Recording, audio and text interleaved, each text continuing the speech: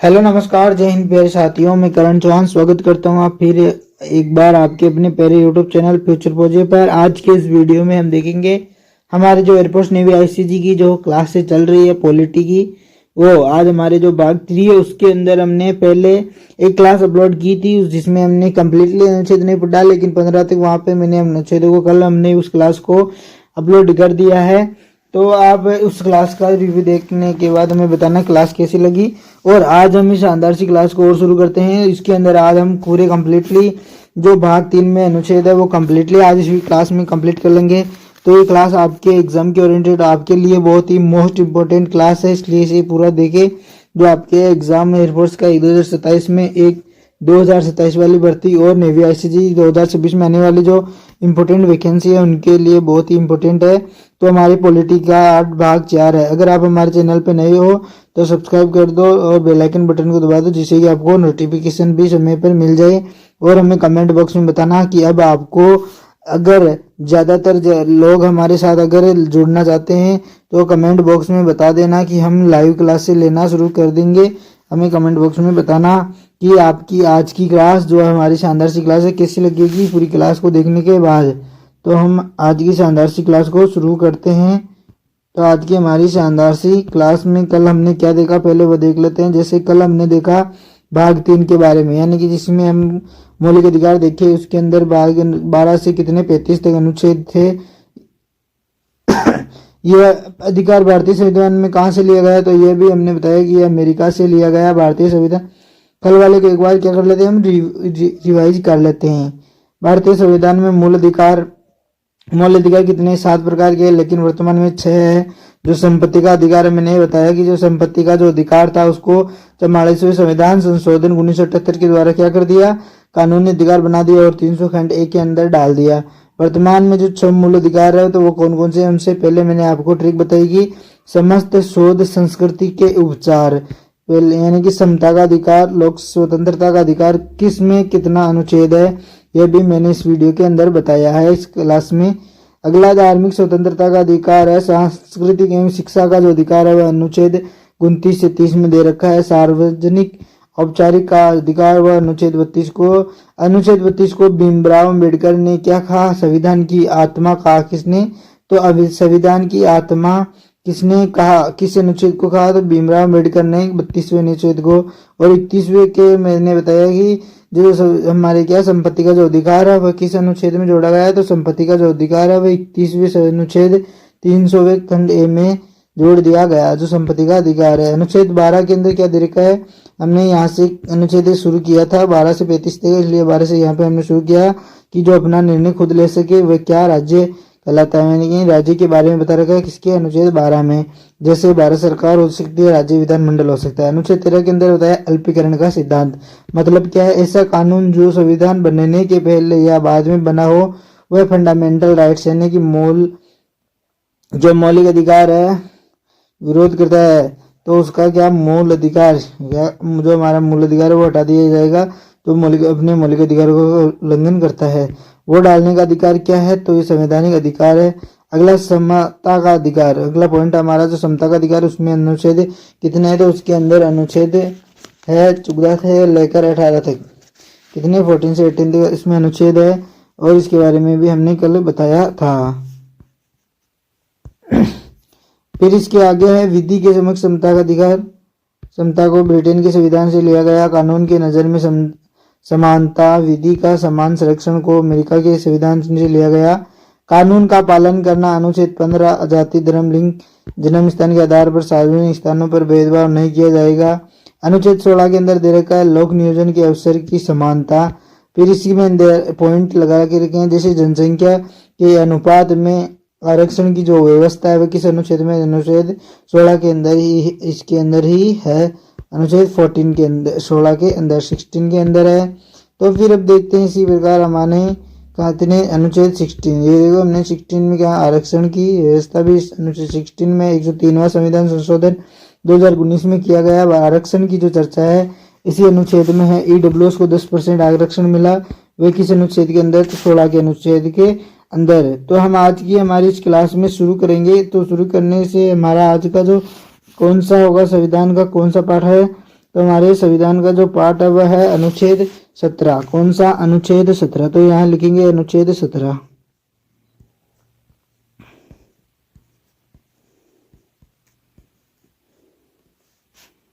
अनुच्छेद 17 के अंदर क्या दे रखा है? तो अनुच्छेद 17 के अंदर दे रखा है अस्पृश्यता का अंत। किसका अंत? तो अस्पृश्यता का अंत।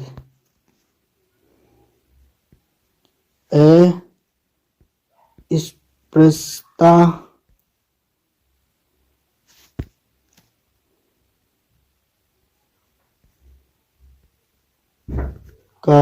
अस्पृश्यता का अंत। अस्पृश्यता का अंत, इसके बारे में हम चर्चा करेंगे। अस्पृश्यता का अंत का मतलब है कि स्वर्ण जाति तथा निम्न जाति का जो छुआछूत होता है। अस्पृश्यता का अंत करना मतलब है अगर SC/ST को लगता है कि आपने उनके साथ कुछ छुआछूत के कारण अगर वह पुलिस के पास जाए तो पुलिस बिना कारण के आपको क्या कर सकती है? गिरफ्तार कर लेगी। यानी कि जो निम्न जाति के लोगों के साथ अगर कोई बड़ी जाति का बंदा अगर उनके साथ छुआछूत करता है तो इस प्रकार पर हम अनुच्छेद 17 के तहत उसे पुलिस कहाँ पर ले जा सकती है? तो उसे गिरफ्तार कर सकती है। इसका मतलब यह है अनुच्छेद 17 के अंदर अस्पृश्यता का अंत। अस्पृश्यता का अंत मतलब स्वर्ण जाति तथा निम्न जाति का छुआछूत के बारे में है। अब देखते हैं हम किसके बारे में। तो अगला है हमारा अनुच्छेद 18। अनुच्छेद 18 के अंदर क्या दे रखा है?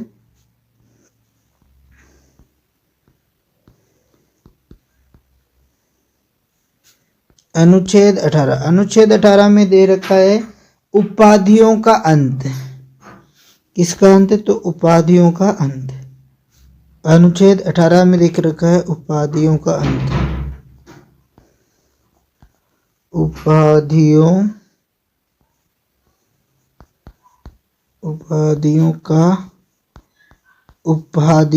अंत। उपाधियों का अंत का क्या मतलब है कि यानी कि अगर कोई व्यक्ति विदेशी उपाधियां अपनाना चाहता है या फिर जो देश के अंदर जो भी उपाधि रखता है तो उसकी उपाधियों का क्या कर दिया? उसके अंदर उनका अंत कर दिया। यानी कि जैसे कोई किसी महाराज धीराज के नाम से उपाधि रखना चाहता है तो ऐसी उपाधियों का अनुच्छेद 18 के तहत क्या कर दिया? अनुच्छेद 18 के तहत उन्हें बंद कर दिया गया, खत्म कर दिया गया। यानी कि अगर कोई व्यक्ति चाहता है किसी दूसरे देश की जो उपाधि रखना तो सबसे पहले उसे राष्ट्रपति से अनुमति लेनी हो पड़ेगी। क्या लेनी पड़ेगी? तो राष्ट्रपति से अनुमति लेनी पड़ेगी। तो यहाँ पे पॉइंट लिख लो कि अगर कोई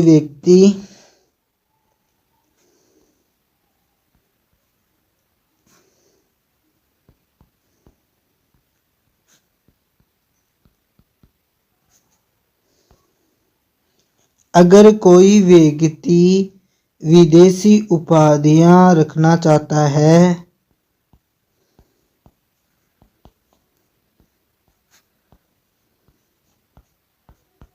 अगर कोई व्यक्ति विदेशी उपाधियां रखना चाहता है तो सबसे पहले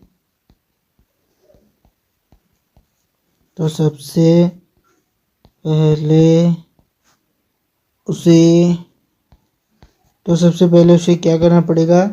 तो सबसे पहले उसे राष्ट्रपति से क्या लेनी पड़ेगी? अनुमति लेनी पड़ेगी। तो उसे राष्ट्रपति से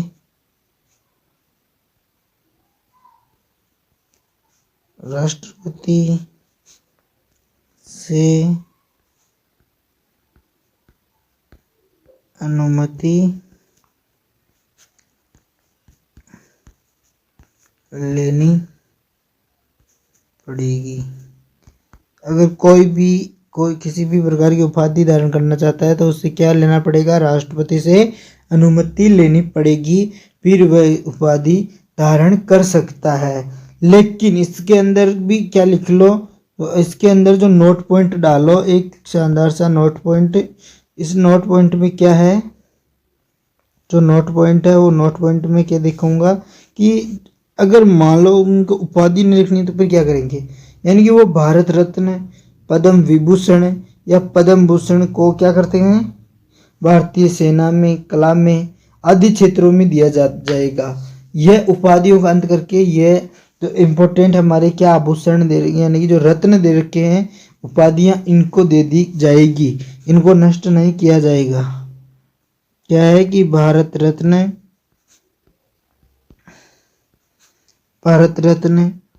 पद्म भूषण,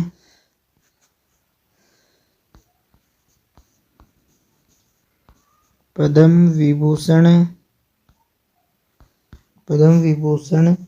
पद्मश्री,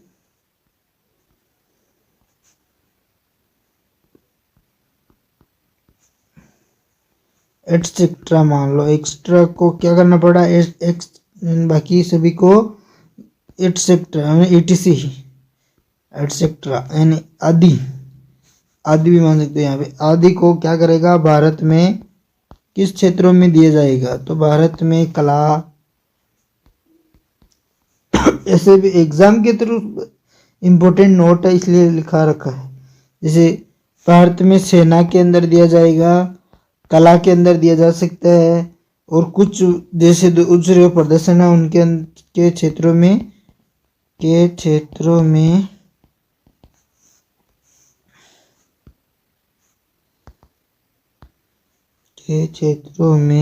जाएगा।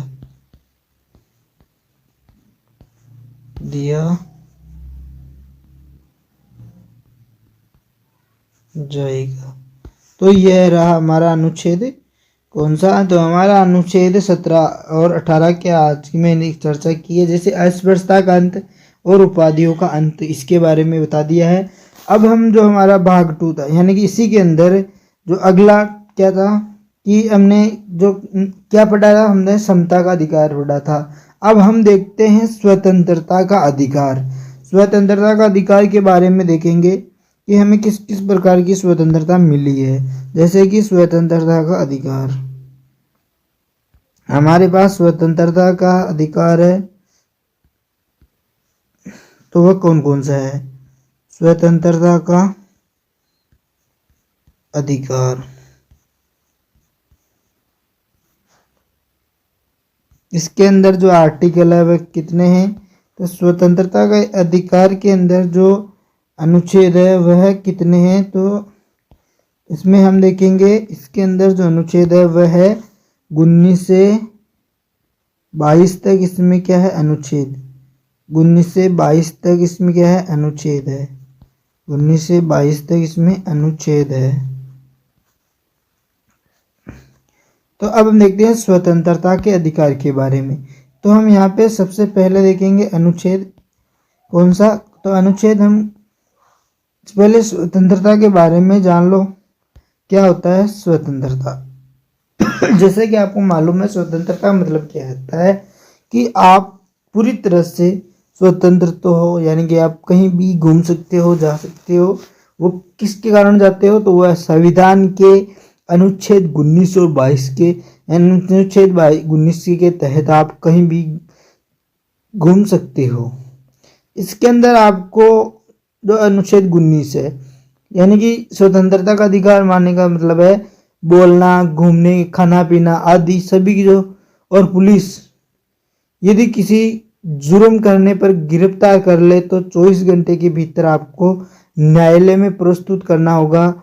इसमें अपने मन के पसंद के वकील को भी चुना जा सकता है। यह किसमें है, तो यह स्वतंत्रता का अधिकार में दिया रखा है हमारे को। किसमें, तो स्वतंत्रता का अधिकार। हमारे जो 6 मूल अधिकार है उनमें से दूसरा नंबर का जो है वह स्वतंत्रता का अधिकार है, जिसमें क्या दे रखा है कि हम बोल सकते हैं, घूम सकते हैं, कहीं भी हम क्या कुछ भी बोल सकते हैं। यानी कि अगर मूल अधिकारों का उल्लंघन किया जाएगा, कुछ बोलने का मतलब है कि मूल अधिकारों का यदि उल्लंघन होगा तो हमें पुलिस जो गिरफ्तार कर सकती है। अगर सही है और कुछ भी गलत नहीं करते, ये किसी को हानि नहीं होती है, तो हम कुछ भी कर सकते हैं। यह हमारी स्वतंत्रता का अधिकार है। जैसे कि बोलने का अधिकार, घूमने का अधिकार, खाने पीने आदि का। यदि किसी जुर्म करने पर गिरफ्तार कर ले, कौन, पुलिस, यदि पुलिस किसी जुर्म करने पर गिरफ्तार कर ले और 24 घंटों के भीतर क्या कर देती, आपको न्यायालय में प्रस्तुत कर देती है। अगर आपके पास कोई वकील नहीं हो तो फिर आप सरकार आपको क्या देगी, वकील, जो आपके मनपसंद से आप किसी को भी चुन सकते हो। लेकिन अब हम पढ़ेंगे अनुच्छेद 19। तो अनुच्छेद 19 में क्या दे रखा है? अनुच्छेद 19 में दे रखा है संविधान निर्माण के समय इसमें 7 प्रकार की स्वतंत्रता दी गई, लेकिन वर्तमान में 6 प्रकार की जो स्वतंत्रता है उनके बारे में हम चर्चा करेंगे। तो हमने पहले भी बता रखा है कि जो 7 प्रकार की स्वतंत्रता है उनमें से 6 प्रकार की इनके इसके अंदर बात करेंगे। यह हमें अनुच्छेद 19 के अंदर दे रखा है। तो हम यहाँ पे सबसे पहले लिखेंगे अनुच्छेद 19। क्या लिखेंगे? तो अनुच्छेद 19।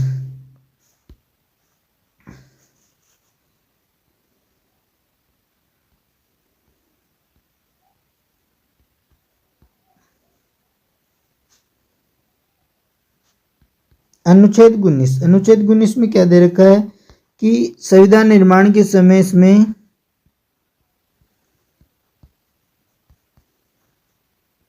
संविधान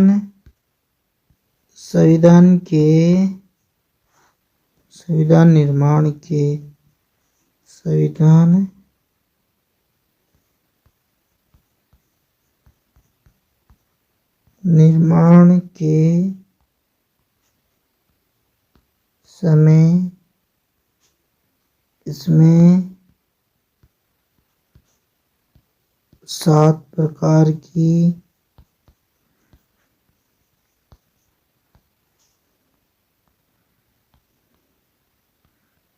स्वतंत्रता दी गई। यानी कि जब संविधान बना तब इसके अंदर 7 प्रकार की क्या दी गई, हमें स्वतंत्रता दी गई। लेकिन जो वर्तमान में है अब इसमें कितनी है?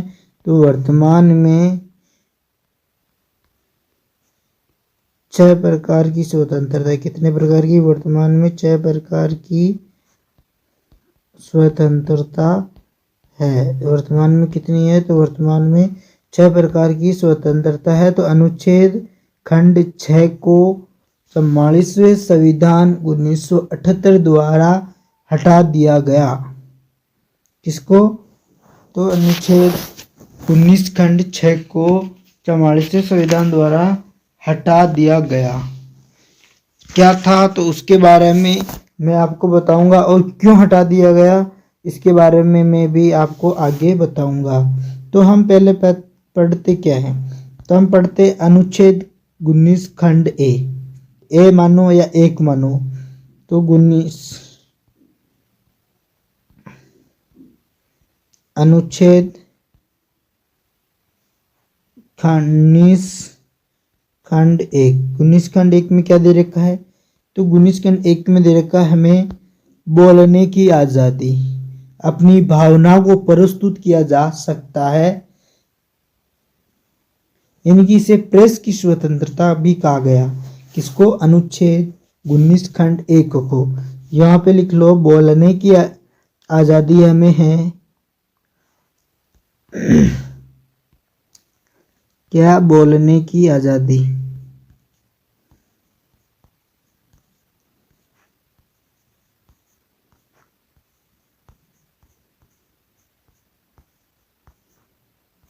बोलने की आज़ादी, अपनी भावनाओं को प्रस्तुत करना, अपनी भावनाओं को प्रस्तुत करना,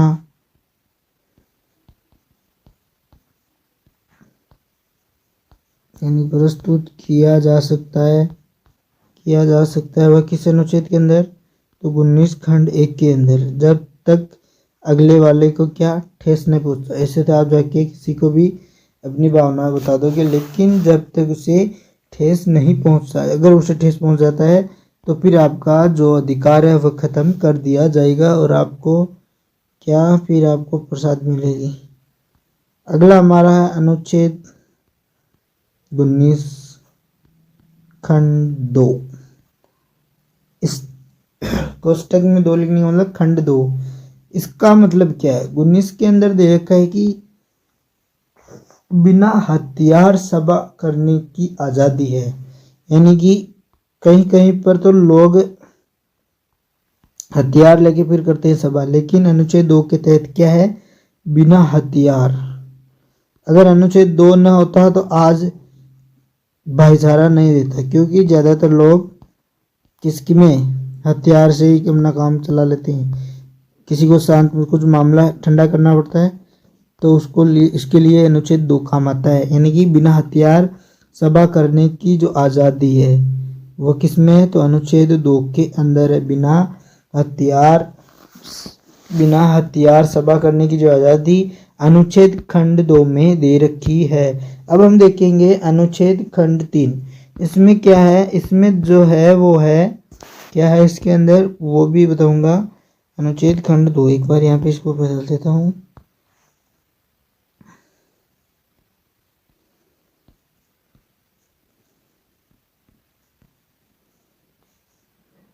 अनुच्छेद 19 खंड 3, इसमें क्या दे रखा है, तो इसमें भी ये दे रखा है कि क्या, इसमें दे रखा है कि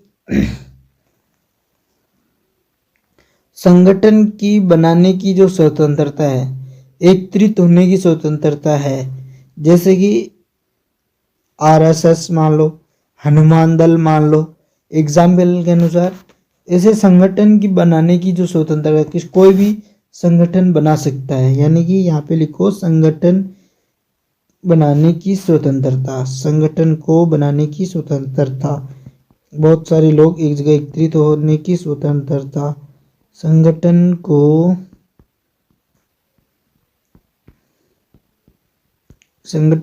बनाने की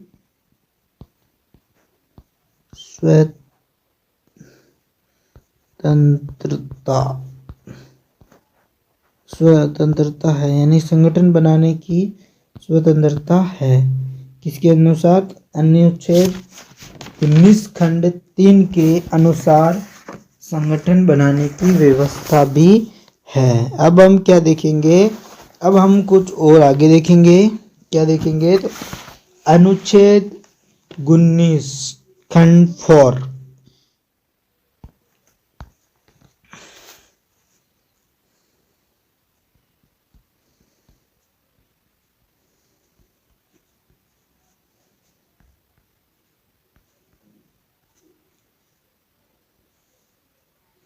अनुच्छेद 19 खंड 4 के अंदर क्या दे रखा है, घूमने की स्वतंत्रता, क्या देख रखा है, तो इसके अंदर देख रखा है घूमने की स्वतंत्रता। तो इस पॉइंट को आप ये यहाँ पे नीचे नोट डाउन कर लो। जैसे अनुच्छेद 19 खंड 4 में क्या दे रखा है, घूमने की स्वतंत्रता।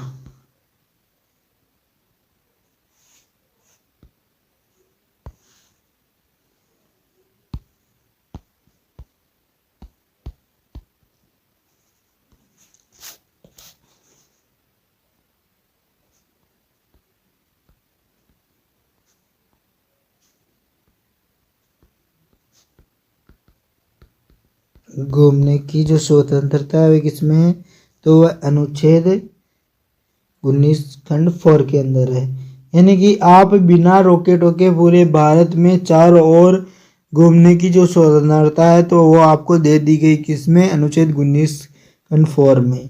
अब देखते हैं किसके बारे में, तो अगला हमारा अनुच्छेद 19 खंड 5 क्या है, अनुच्छेद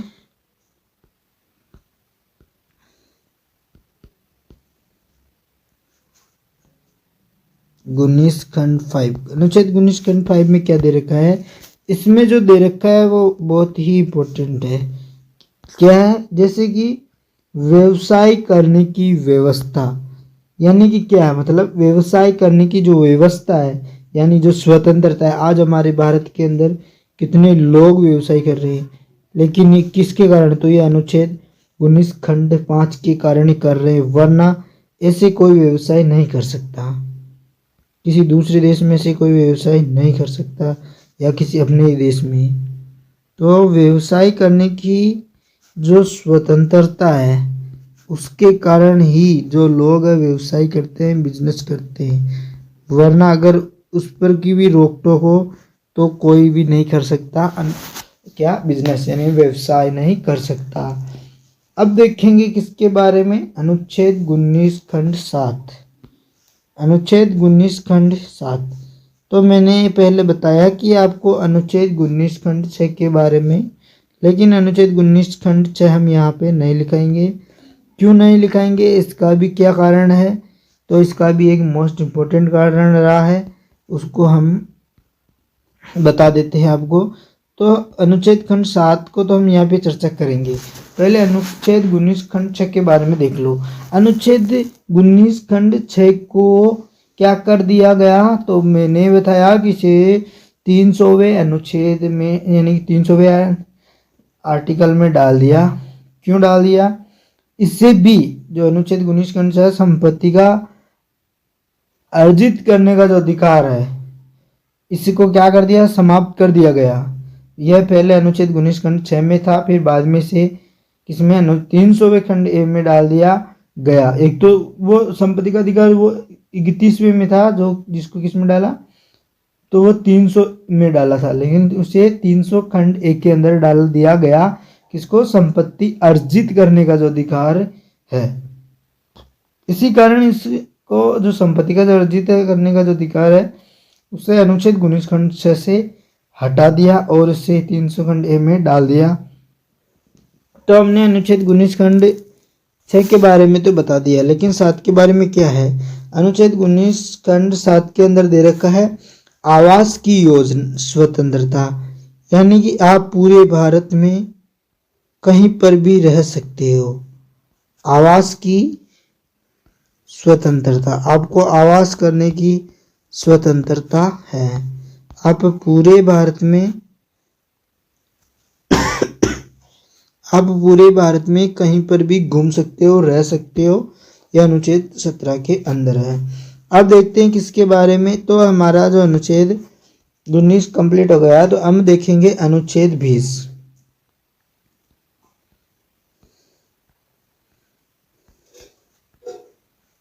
अनुच्छेद 20 में क्या दे रखा है? इसमें दोष सिद्धि से संरक्षण, यानी कि दोष सिद्धि से संरक्षण का क्या मतलब है?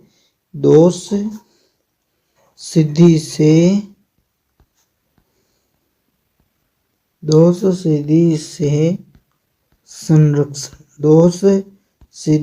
संरक्षण का मतलब क्या है?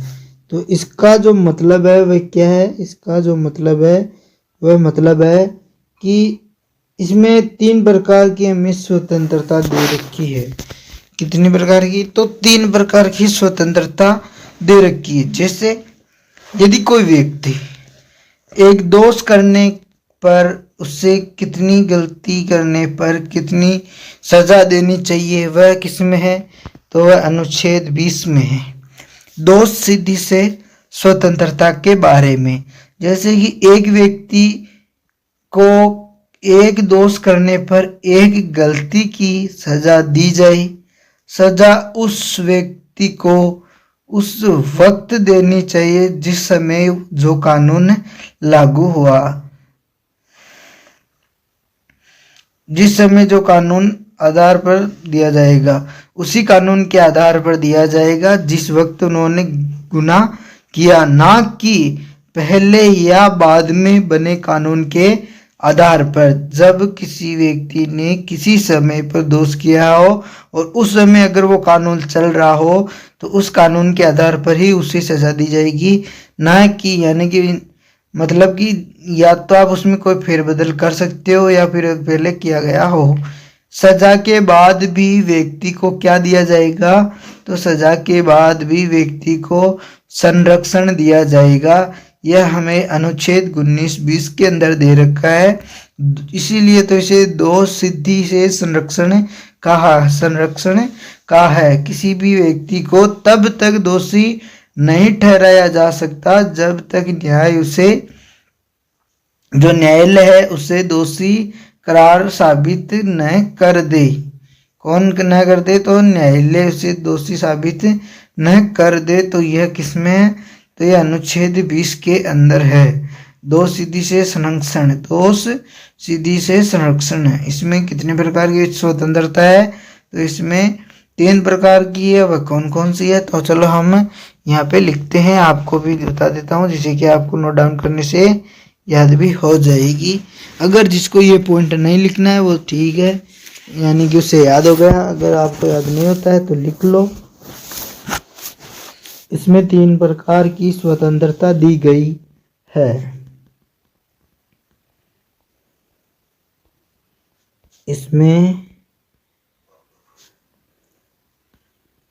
इसमें 3 प्रकार की स्वतंत्रता दी गई। अगर ये है किसी को छूट जाती, चलो लिखेंगे कौन कौन सी है। तो पहली लिखो, एक व्यक्ति के एक दोष करने पर, एक व्यक्ति के एक दोष यानी कि गलती, एक दोष करने पर, एक दोष करने पर एक गलती,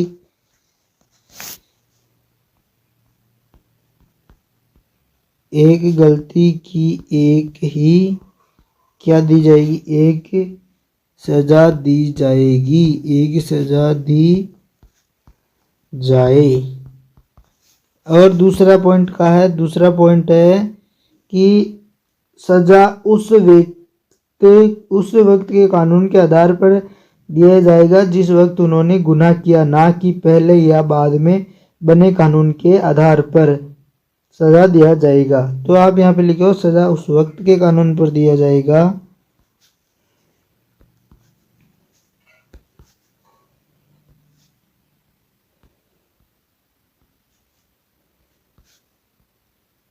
सजा उस वक्त के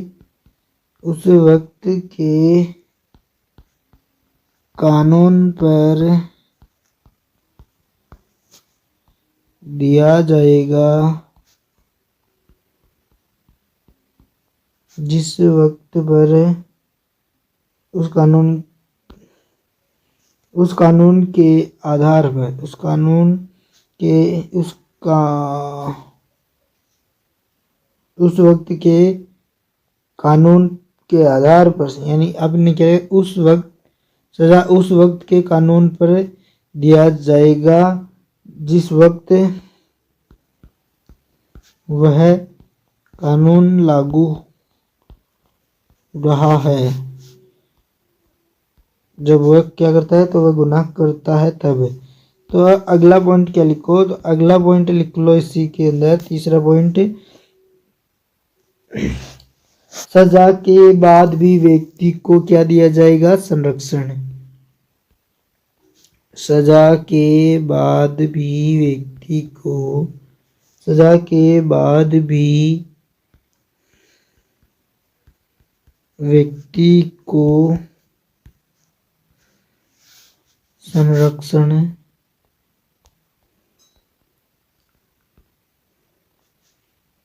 दिया जाएगा, संरक्षण दिया जाएगा।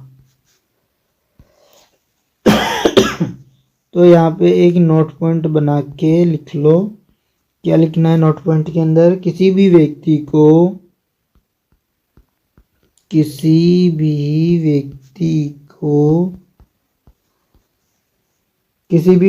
को तब तक दोषी नहीं ठहराया जा सकता, किसी भी व्यक्ति को तब तक दोषी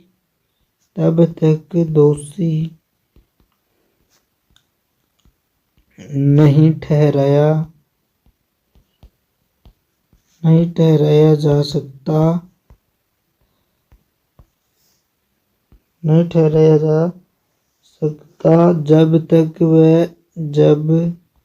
जब तक न्यायालय उसे क्या ना कर दे, दोषी करार ना कर दे, दोषी करार या घोषित न कर दे। तो हम करार ही लिख लेते हैं, दोषी करार न साबित कर दे, दोषी करार साबित न कर दे। तो हमने कितने अनुच्छेद देखे? तो हमने अनुच्छेद 20 में देखे। ऐसे अक्सर गलतियां 20 साल की उम्र में कौन करते हैं? तो 20 साल की उम्र में बच्चे करते हैं। फिर अनुच्छेद 21, फिर बच्चे क्या करते हैं? अनुच्छेद 21, अनुच्छेद 21 यानी जब वे 21 साल के होते हैं वो समझदार होने लगते हैं। जो कुछ संभलने वाले अपने पैरों पर संभल जाते हैं और न संभलने वाले फांसी लगाने की कोशिश करते हैं, अपनी आत्महत्या करते हैं। तो उनके बारे में, यानी जो 21 साल के हो जाते हैं, यानी कि प्राण एवं दैहिक स्वतंत्रता वे किसके अंदर है? तो जीने की जो स्वतंत्रता है वह प्राण एवं दैहिक स्वतंत्रता, जो जीने की जो स्वतंत्रता है वह किसमें? तो वह स्वतंत्रता है अनुच्छेद 21 में। इसमें क्या है? इसमें जीने की स्वतंत्रता है, मरने की नहीं। इसी अनुच्छेद के तहत हम क्या करते हैं? बिना हेलमेट पर गाड़ी चलाने पर क्या लग जाता है? पुलिस हमारी क्या काट देती है? तो फाइन काट देती है। इसी अनुच्छेद में निजता का अधिकार है। तो एक पॉइंट ये लिख लो, निजता का अधिकार। निजता का अधिकार, जो निजता का अधिकार है वे किस अनुच्छेद में? तो वो भी इसी अनुच्छेद में निजता का अधिकार किस में? अगला 21 खंड 1 के बारे में। इसमें 21 खंड 1 के अंदर ही दे रखा है, बाकी के नहीं है, इसलिए आप अनुच्छेद 21 खंड ए लिख लो यहाँ पे। क्या? अनुच्छेद 21 खंड ए।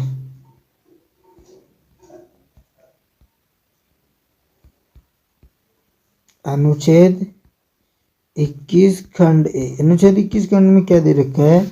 अनुच्छेद 21 खंड में जो चीज दे रखी है वह है 86वां संविधान संशोधन। कौन सा? तो 86वां संविधान संशोधन। 86वां जो संविधान संशोधन है वो कब हुआ? 86वां संविधान संशोधन 2002। 2002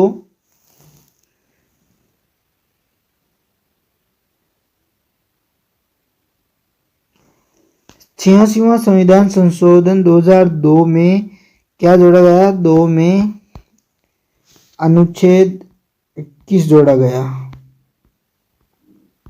अनुच्छेद 21 जोड़ा, अनुच्छेद 21 को जोड़ा गया।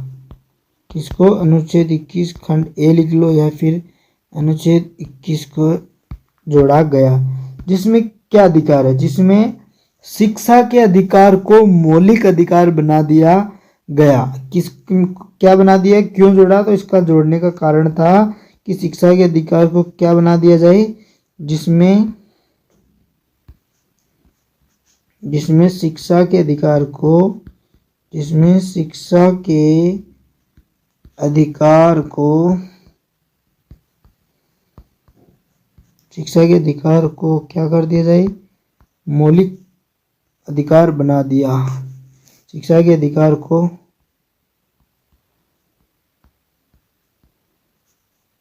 मौलिक अधिकार,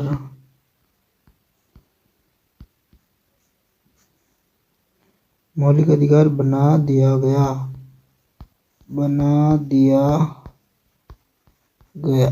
शिक्षा के अधिकार को क्या बना दिया? मौलिक अधिकार बना दिया गया।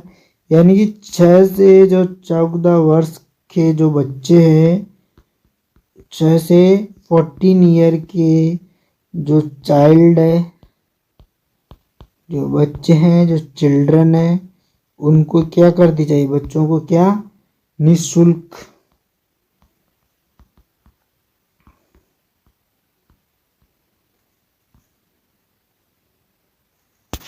तो शिक्षा का अधिकार बनाया। इसका मतलब निःशुल्क क्या? शिक्षा दी जाएगी, निःशुल्क शिक्षा दिया जाएगा, शिक्षा दिया जाएगा। तो ये अनुच्छेद खंड 1 के अंदर भी इसमें बदलाव कर रखा है। अब हम देखते हैं क्या है भाई। तो हम आज देखते हैं हमारा अनुच्छेद कौन सा है। तो अब देखते हैं हमारा अनुच्छेद 22। अनुच्छेद 22 में क्या दे रखा है? यह अनुच्छेद 20 की तरह ही है। अनुच्छेद 22, अनुच्छेद 22 को यहाँ पे लिखो, गिरफ्तारी एवं निरोध से संरक्षण। यानी कि इसमें भी 3 प्रकार की स्वतंत्रता दी गई है। यानी कि पहले यहाँ पे लिख लो मेन पॉइंट। जैसे अनुच्छेद 22 में है गिरफ्तारी। ज़्यादातर जो टीचर है वो आपको क्या नहीं कराते हैं, तो ज़्यादातर टीचर आपको पॉलिटी इतनी डीप से और इतना कंप्लीट नोट्स नहीं पढ़ाएंगे। वो आपको या तो सीधा ही आपको क्वेश्चन लेके आ जाएंगे या फिर एक की क्लास में। तो मैं ऐसे छोटे छोटे क्लासों में भी पढ़ा रहा हूँ। अनुच्छेद 22 में क्या दे रखा है, गिरफ्तारी एवं निरोध से संरक्षण। अब इसमें भी हम क्या देखते हैं, इसमें हम 3 प्रकार के जो हम क्या देखते हैं, अनुच्छेद 22 में 3 प्रकार के स्वतंत्रता देखते हैं। हमें 3 प्रकार की स्वतंत्रता दी रखी है, वह कौन सी है। जैसे पहली है पुलिस, यानी पुलिस आपको गिरफ्तार करने से पहले क्या दिखाएगी, कारण दिखाएगी। गिरफ्तारी करने के दौरान पुलिस मुजरिम को 24 घंटे के भीतर मुजरिम को क्या न्यायालय में प्रस्तुत किया जाएगा। छुट्टी के दिन नहीं किया जा सकता, पुलिस भी नहीं करेगी छुट्टी के दिन तो। और जो मुजरिम अपने पसंद का वकील चुन सकता है, यह भी अनुच्छेद 22 में दे रखा है।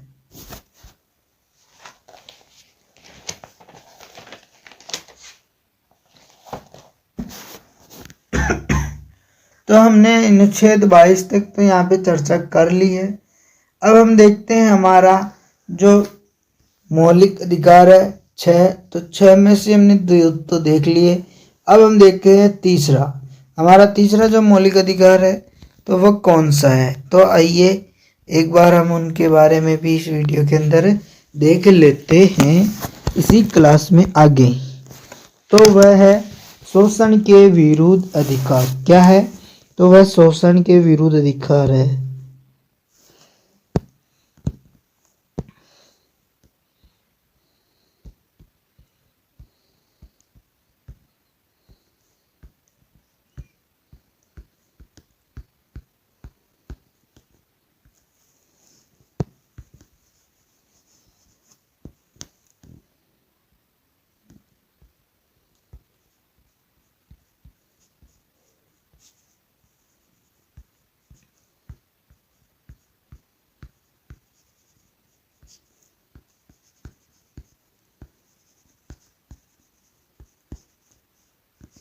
शोषण के विरुद्ध अधिकार, तो वो क्या क्या है शोषण के विरुद्ध अधिकार, तो हम उसकी इसके अंदर क्या करेंगे, अब हम उसकी इसके अंदर हम चर्चा करेंगे। ये हमने डिज़ाइन भी बना दी। तो शोषण के विरुद्ध का अधिकार का मतलब है, इसमें हमारे पास जो आर्टिकल है कितने हैं, तो हमारे पास इसके अंदर जो आर्टिकल यानी कि जो अनुच्छेद है वह इसके अंदर हमारे पास है 23वां और 24वां क्या है आर्टिकल यानी कि अनुच्छेद। कौन सा है अनुच्छेद, कौन कौन से 23 और 24 हमारे को इसके अंदर दे रखे हैं, इसमें शोषण के विरुद्ध अधिकार। तो हम पहले देखते हैं कौन सा, तो अनुच्छेद 23। अनुच्छेद 23 के अंदर क्या दे रखा है, अनुच्छेद 23 में दे रखा है, क्या दे रखा है कि इसके अंदर दे रखा है कि बलात् श्रम तथा बेगारी, यानी कि बलात् श्रम तथा बेगारी ये किस में है, बलात् श्रम और बेगारी तथा बेगारी। अब ये क्या बीमारी आ गई, तो ये बीमारी नहीं, ये बलात् श्रम तथा बेगारी है। बलात् श्रम का क्या मतलब है, अभी देखते हैं। बलात् श्रम का मतलब भी बता दूंगा। बलात् श्रम का मतलब है कि जबरदस्ती कार्य करवाना, किसी से भी कुछ भी जो कार्य होता है वह जबरदस्ती से करवाना, वह किसके अंडर आता है, तो अनुच्छेद 23 के। यानी कि हम किसी को शोषण के विरुद्ध अधिकार, अगर हमारे अधिकारों का जो शोषण होता है तो हम अनुच्छेद 23 के अनुसार हम क्या जा सकते हैं, पुलिस के अंदर जा सकते हैं, उसकी रिपोर्ट भी कर सकते हैं। तो इसमें दे रखा है कि बलात् श्रम मतलब जबरदस्ती अगर कोई कार्य करवाता है आपसे तो आप इसकी क्या कर सकते हो, पुलिस से रिपोर्ट कर सकते हो।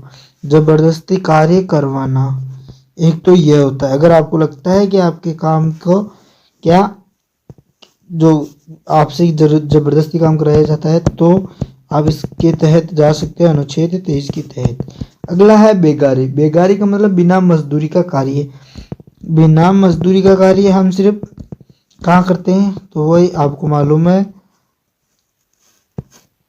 तो बिना मजदूरी का कार्य क्या होता है? बिना मजदूरी का कार्य है हम घर पे करते हैं। लेकिन अगर आप कोई भी कार्य करते हो और आपको उसकी पैसे नहीं मिलते या फिर मजदूरी आपको नहीं दी जाती, तो आप इस अनुच्छेद 23 की खंड के तहत आप कहाँ जा सकते हो? पुलिस के अंदर जा सकते हो, अपनी रिपोर्ट दर्ज करा सकते हो under section 23, article 23, according to article 23 के अनुसार।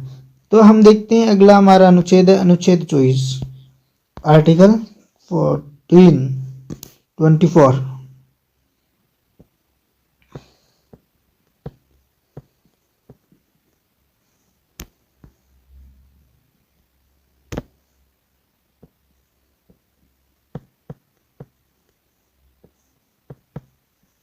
अनुच्छेद 24 में क्या दे रखा है? 14 वर्ष से कम उम्र के बच्चों को खतरनाक काम में नहीं लगा सकते।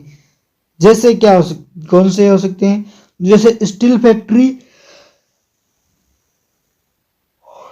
या बम्प फैक्ट्री, ऐसी जो खतरनाक आ रही है उसके अंदर 14 वर्ष से कम उम्र के बच्चों को नहीं करना चाहिए या नहीं लगाना चाहिए। तो हम यहाँ पे लिख लेते हैं 14 वर्ष से कम उम्र के बच्चों को,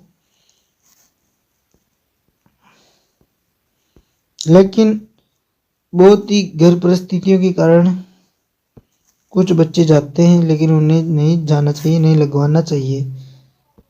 14 ईयर से कम उम्र के, यानी 14 वर्ष से कम उम्र के बच्चों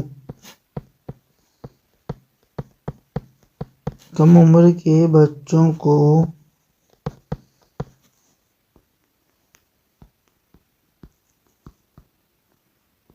खतरनाक काम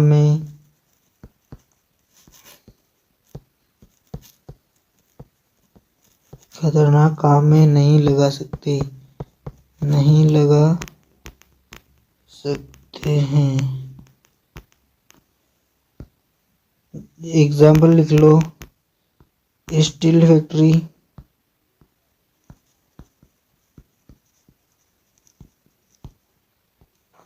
बॉम्ब फैक्ट्री,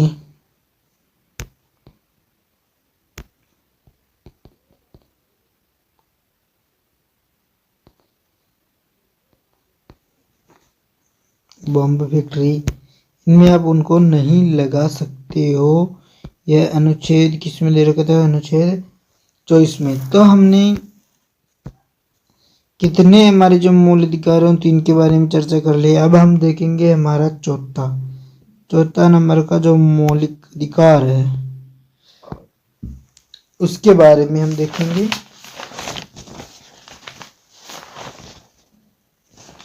जो हमारा मूल अधिकार है 4 नंबर का, उसके बारे में अब इस वीडियो में आगे देखेंगे। क्या है? धार्मिक स्वतंत्रता का अधिकार। धार्मिक स्वतंत्रता का अधिकार। इसके अंदर जो अनुच्छेद है वह कितने हैं? तो इसके अंदर जो अनुच्छेद है वह 25 से 28 तक है। जो इसके अंदर जो आर्टिकल है वह कितने हैं? तो वह 25 से लेकर 28 तक इसके अंदर आर्टिकल है। तो हम एक एक अनुच्छेद के बारे में चर्चा करेंगे। धार्मिक स्वतंत्रता का अधिकार, तो इसमें हम कब करेंगे चर्चा? तो हमारे आज की क्लास भी क्या हो गई? बड़ी हो गई। इसलिए आज की क्लास को भी हम यहीं रखते हैं। भले कम पढ़ो लेकिन इतना पढ़ो कि एक दिन में याद हो जाए। बहुत है आज के लिए, इतना तो बहुत ही काफ़ी है। आज तो बहुत कुछ ज़्यादा पढ़ लिया, लेकिन पढ़ो इतना समझ में आ जाए एक नज़र में। बहुत मोस्ट इम्पोर्टेंट क्लास रही है हमारी आज की। तो हमें लास्ट में बताना कि आपको आज पूरी क्लास देख ली आपने, कैसी लगी। अच्छी लगी तो लाइक करना, शेयर करना, सब्सक्राइब करना और अपने दोस्तों तक भी इसे शेयर करना, जिससे कि वो भी हमारी आज की इस क्लास को ले सके। शानदार सी क्लास है, हमने बात मौलिक अधिकारों के बारे में चर्चा की है। अगर आपने पूरी क्लास ली है, अगर आपको किसी भी प्रकार का कोई भी डाउट हो तो हमें कमेंट बॉक्स में बताना और अपना रिव्यू भी देना कि हमारी क्लास कैसी लगी आपको। अच्छी लगी तो लाइक, शेयर और सब्सक्राइब कर देना। अगर आपको किसी भी प्रकार का कोई भी डाउट हो तो हमें कमेंट बॉक्स में बताना। अगर आपको लगे कि अब हम यूट्यूब पर लाइव क्लास से लेना चाहिए तो हमें बताना। मैं भी कुछ दिनों से सोच रहा हूँ, लेकिन किसी का भी कोई कमेंट नहीं आ रहा है, इसलिए मैं सोच रहा हूँ तो फिर क्या ज़रूरत है। लेकिन अब लाइव क्लास लेना स्टार्ट करना पड़ेगा। तो हमें बताना कि आज की जो क्लास अब कैसे लगी। अच्छी लगी तो लाइक, शेयर, सब्सक्राइब करना। Thank you. जय हिंद, जय भारत। आज की क्लास को हम यहीं रखते हैं।